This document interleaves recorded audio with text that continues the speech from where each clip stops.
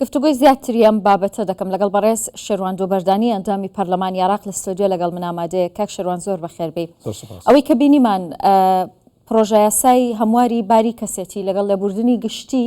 بۆچی خراونەتە بەرامبەر بە یەک لەلایەن شیعە و سوننەوە؟ بەڵێ وا دیارە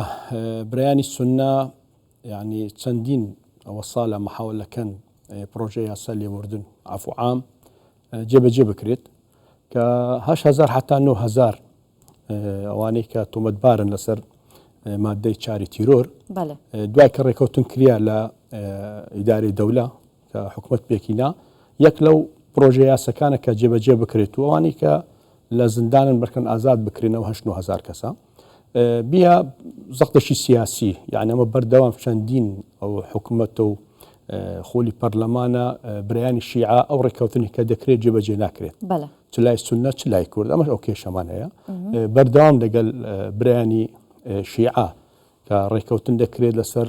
حکومەت پێک بێت چ لەسەر دەستی جەنابی سەرۆک بارزانی لە هەولێر چ لە بەغدا بیت دوای کە حکومەت پێک دێت هەر دەستێن ئەو برایانە ئەو لایانی سیاسی کە ئەو ڕێکەوتنی کرایە جێبەجێ ناکردن. شیعەکان پابەندی بەڵێنەکانیان نابێت بالضبط بەتاکید. دوای ئەوە کە ئەو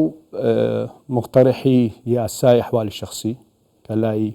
هەندێک ئەندام پەرلەمانی شیعە و دوای ئەوەندێک لایانی سیاسی شیعە و دەگەڵ مەرجعیە کە بەهێزەوە کە پرۆژەیەکی جەدەلیە ناو پەرلەمان ناو شەقامی عێراق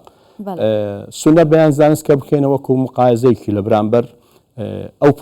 پرۆژە یاسایە کە پرۆژەی یاسای لێبوردن عەفو عام جێبەجێ بکرێت و بەرامبەر ئەوە ئەمەش وەکو کورد زۆرینەی کورد بابژە فراکسیۆن بە تایبەت پارتی دیموکراتی کوردستان کە ئەو پرۆژە یاسامان هەیە هین ملک و زەوی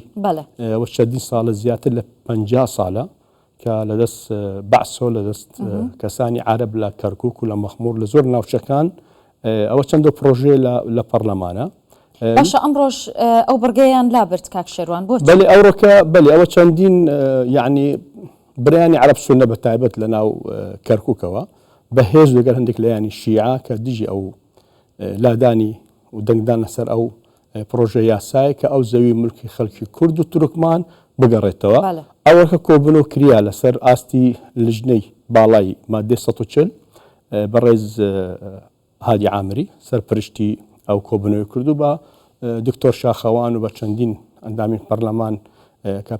پێکاتەکانی لە کەرکووکن کە عەرەب و کورد و تورکمانن دیار ڕێکەوتن کرا ماوەی هەفتەیە 2 سەعات ڕێکەوتن بکرێت بە کۆتایی ئەو هەفتەیە کە دەنگ لەسەر پرۆژەی یاسا بدرێت لە ئیلغاکردنی چەندە مادەی مەسقیا سەورەی ئەوەی کە لەغی بووە کە بتوانین ئەو زەوی ملک و خەڵکی بگەڕێتەوە. واتە بەبێ ڕێکەوتن نابرێتە ناو پەرلەمان و دەنگی لەسەر نادرێت. هەموو پرۆژە یاسا ڕێکەوتن نەکرێت بینی سوننە بینی کورد بینی شیعە هیچ پرۆژە دەنگ لەسەر نادرێت. ئێستا بۆ ئەو دوو پرۆژە یاسایی دیکە هەمواری یاسای باری کەسێتی لەگەڵ لێبوردنی گشتی چاوەڕێی چی دەکەن؟ هیچ ڕێکەوتنێک هەیە لە نێوان شیعە و سوننە ئەمڕۆ لە پەرلەمان دەنگی لەسەر بدەن؟ ئەوڕۆ دەنگدانی ئەوڕەکە خوێندنی دوانەمە گفتوگۆ لەسەر دەکرێت ئەوەکو پەیڕەوی ناخۆی پەرلەمان خوێندنی یەکەم هەر خوێندنی دوانم گفتوگۆ لەسەرەتی هەندێک هەموارکردن لەسەر ئەو پرۆژە یاسەکان دێت و یان هەندێک کێشە لەسەری دەبیت ئەوە دەبتە گفتوگۆ ناوهۆلی پەرلەمان لە ناو لژنەی تایبەت دوای 72 سەعات وەکو پەیڕەوی ناخۆی پەرلەمان یاسا ڕێدەدات کامە دوای 72 سەعات دەنگ لەسەر ئەو پرۆژە یاسا بدەن کە ڕێکەوتن لەسەری کرایە خوێندنی دوانم کرایە دەمنێتەوە سەر ئەو ڕێکەوتنی کە کرایە ئەوڕۆکە ئەمە ینی بایکۆتمان نەکرد کە بایکۆت کە لەسەر ئەو پرۆژە یاسایی هین ئیلغاکردنی مەسقیا سەورە چاوڕێن ئەو 72 سەعاتە دەبیت برایانی عەرەب و شیعە ڕێکەوتن بکرێت و لەگەڵ کورد و تورکمان کە ڕۆژی پێنجشەممە دەنگ لەسەر ئەو پرۆژێ بدرێت و مادەی کەمان دەنگمان لەسەری داوە پێشی چەند مانگە بەس بەداخەوە هەستان هەندێک لایانی سیاسیۆنێک ئەندام پەرلەمانی کەرکووک قبولیان نەکرد ئەو یاسای بەتاو دەنگ لەسەر بدرێت. هیچ ئومێدێک هەیە بۆ ئەوەی ڕێکەوتن بکرێت و ڕۆژی پێنجشەممە دەنگی لەسەر بدرێت؟ وەڵام من شەخسی خۆم ئومێدی نییە یانەوە چەندین جارە ئەو ڕێکەوتن دەکرێت لایانی بەتایبەت لایانی خۆمان لای کوردەوە بەس دەبیت لەو ڕۆژانەیدا بێت فراکسیۆنە کوردستانی ئەندامین پەرلەمان 63 بێکۆ بێک هەلوێست هەبیت بەرامبەر ئەو پرۆژە یاسا یان بێن دەنگ لە سەری بدەن کە ڕێکەوتنی کرایە بینی لایانی سیاسی و بینی ئەندامی پەرلەمان و سەرۆک فراکسیۆن کە ئەمە بچین دەنگ لەسەر ئەو پرۆژە یاسەردیان دەبێت هەلوێستمان هەمید لە بەرامبەر لایانی سیاسی بە تایبەت بەرایانی شیعەکە بەردەوام خۆیان لە مەسئولیەت و لە ڕێکەوتن لا دەدەن. زۆر باشە کاک شێروان ئەگەر ئەوان کورد بە کورد بڵێن ئێمە دەنگ لەسەرم پرۆژە یاسایە دەدەین ئەگەر ئێوە دەنگ بە پرۆژە یاسای هەمواری یاسای باری کەسێتی بدەن کورد چه هەڵوێستێکی دەبێت هەتا ئێستا ئەوەندەی ئاگادارم کە لایەنە کوردیەکان ئەو هەموارە ڕەفز دەکەنەوە بەتاکید بخۆی بیە سێ پرۆژە یاسا لە بەرامبەر یەک کورد ئەو پرۆژە یاسای هەیە سنە عەفو عامی هەیە و دەگەل حواڵ شەخسی شیعە ئەو سێ پرۆژە یاسای بێ بەرامبەر یەک شیعە و کورد و سنە کە لە بەرامبەر یەک برێت ئەم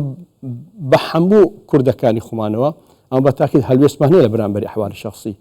کە لە بۆ دەنگدانیان لە بۆ هەموارکردنی بۆ لێبوردنی گشتی ڕازین ئەوە بابرێن بەرژەوندی گشتیە زۆرنێک ئەمە دوای کە سەردانی بەڕێز دکتۆر خاڵشوانی کردویە کە